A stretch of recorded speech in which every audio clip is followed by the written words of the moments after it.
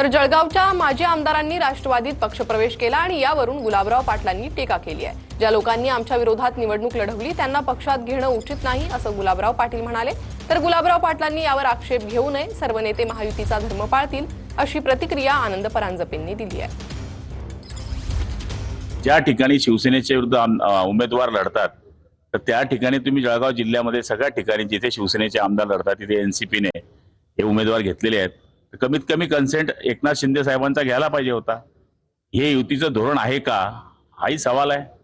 काल जळगावच्या माजी 5 आमदारांनी प्रवेश केला तर कुठेही महायुतीतल्या दोन्ही पक्षांना आक्षेप घ्यायचं कारण नाही।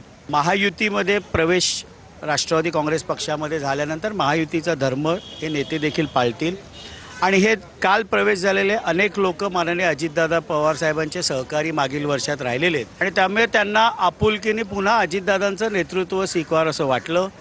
मंत्री गुलाबराव पाटील यांनी फार त्याबद्दल आक्षेप नोंदवू नये। महायुतीचा धर्म कुठेही तुटणार नाही याची काळजी राष्ट्रवादी काँग्रेस पक्ष